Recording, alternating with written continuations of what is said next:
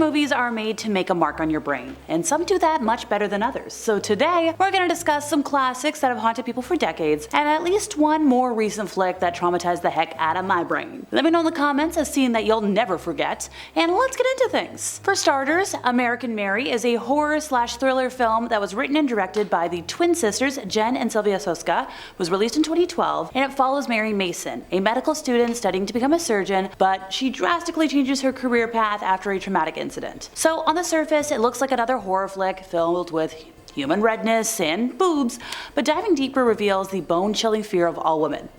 Men. Specifically, being a woman in a man's world. The film explores the theme of objectification and how each female character is affected differently. It also commentates on intercourse-related violence while attempting to avoid exploiting or degrading any of its female characters and successfully separating itself from the horrid SA revenge genre of film. Let's talk about Mary again for a moment. So she's a promising medical student in need of money and lots of it. And she answers an ad about working at a club. Of course, she's like, I think this is beneath me, and she shows that disdain. She rolls her eyes, and this is all while she's got her interview with the club owner, Billy.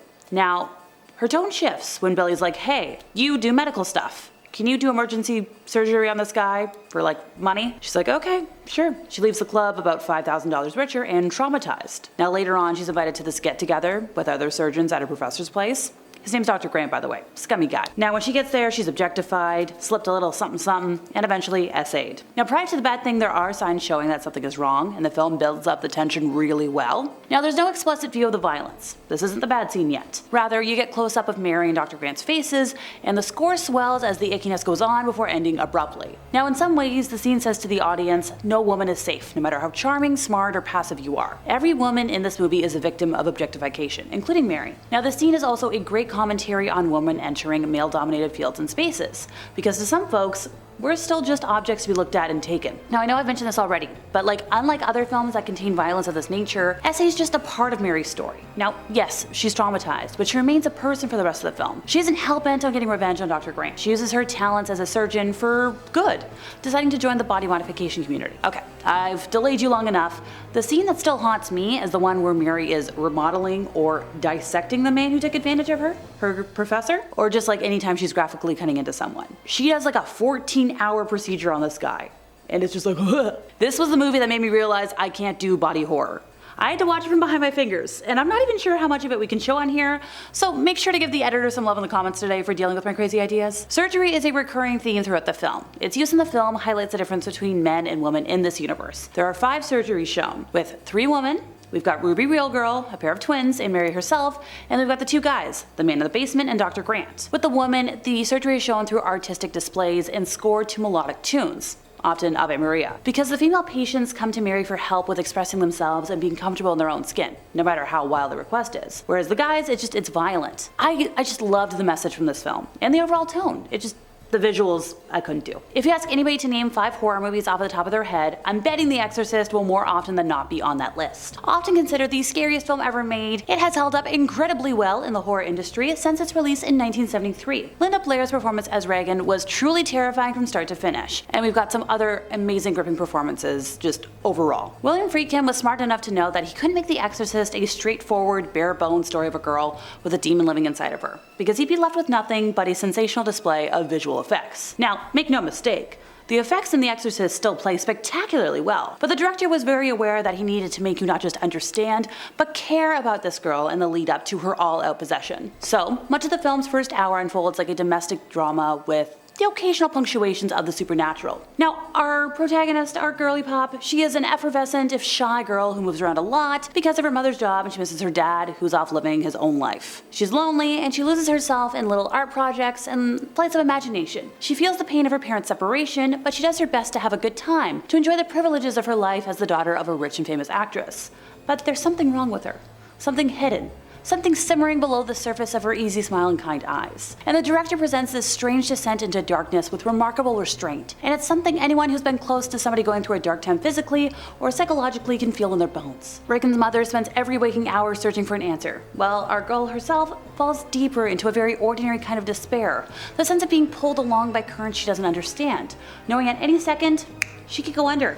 It's heartbreaking, it's relatable, and most of all, it's horrifying because we can feel it happening, even without the voice of a demon chiming in. I know for most audience members, the help me scene was the most haunting of all. Simply put, Reagan's stomach shows a scar in the form of the words, "Help me." It's this that seems to convince the Exorcist that she's possessed. Yeah, it wasn't the immense strength, the extreme suffering, it was the scarring. And it's particularly hard to look at because we can't quite trace its origin. Did she do it herself? Is it a cry for help? Or did the demon do it from within her? Is the demon the one asking for help? In a film that's so tied up in matters of faith and God, and well, Satan as the source of ultimate evil, it ends on such a deeply humanist, bittersweet note. The operatic nature of the battle between good and evil falls away, and it becomes a story of a girl in trouble, and the folks who gave their lives to help her. The Exorcist doesn't attack the demon out of a complete sense of faith, but out of a sense of right completely detached from his belief in God. He just wants it to be over. He wants this girl to stop suffering. He wants the monster to go away. Like, if this thing doesn't haunt you, I don't know what will. Suspiria, which was a remake of a 1977 Italian film of the same name,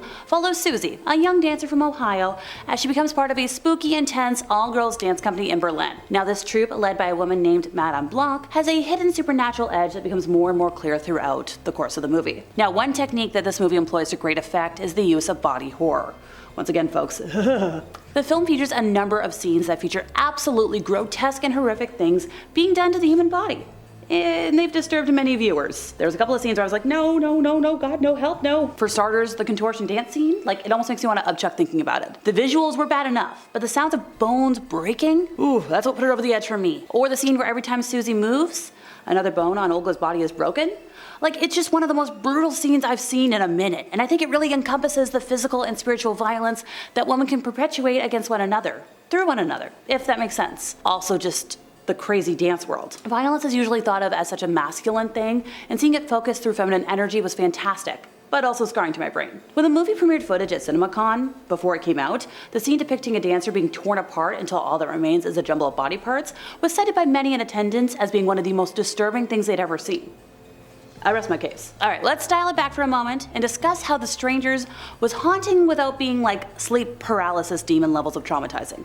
No more body horror for a moment for me. So The Strangers is a 2008 American psychological horror film that follows a couple who stay at a vacation home, and well, that cute little vacation is disrupted by 3 masked intruders who infiltrate the home on one evening. The screenplay was inspired by 2 real-life events: the multiple homicide Manson family Tate killings, and a series of break-ins that occurred in the director's neighborhood when he was growing up. The scene where Kristen is on the phone and the male killer just walks into the background and stands there watching her, yeah, that got to me.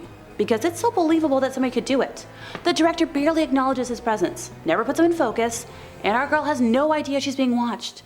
The moment lasts for all of, I think, 40 seconds before the camera cuts away and then back again, revealing he's no longer standing there. Now, a moment such as this would normally be followed up by an attack scene, but the director's restraint with this is what really makes it work. It's such a simple and subtle moment, but it manages to imbue the entirety of the film with a layer of creepiness that wouldn't have been there without it. Like, throughout the rest of the movie, you're constantly looking off into the background, and you're never quite sure when the characters are being watched or they're about to be attacked. And that's why it was such a brilliant decision to throw it in there so early on, long before anything goes down. It's a moment that literally affects the entire film, which just goes to show the power of a single scene. Ask anybody in the world who has dealt with stalkers or unwanted attention from people they couldn't get rid of, and they'll be shaken by that scene for sure. And yes, the movie's not perfect, but all shortcomings aside, it's just plain creepy. And it's the overall atmosphere of the film that makes it so effective. I saved the best for last, or at least one of the most iconic, creepifying horror movie moments of all time for last. Look, you can't talk about horror movies that made a mark on people without mentioning the shower scene from Psycho. After the first half of Alfred Hitchcock's amazing slasher sets up a noirish storyline involving Marion Crane embezzling money from her boss, the midpoint twist turns it into a different movie entirely as Marion is slashed to death in her motel shower. Hitchcock labored over the edit of this scene, carefully choosing the order of frames and the timing of cuts, because this scene would make or break the movie.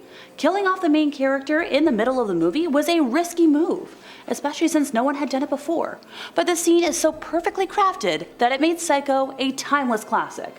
And you can fight me on that. And that's it for me once again, folks. I've been Alexa, your resident Ookie Spooky girly, and if you enjoyed my ramblings today, could you help us out by giving this video a like, subscribing if you aren't already, hit the bell for more scary movie discussions from us here at Top 5 Scary Videos, and I'll see y'all next time, you lovely spooky people.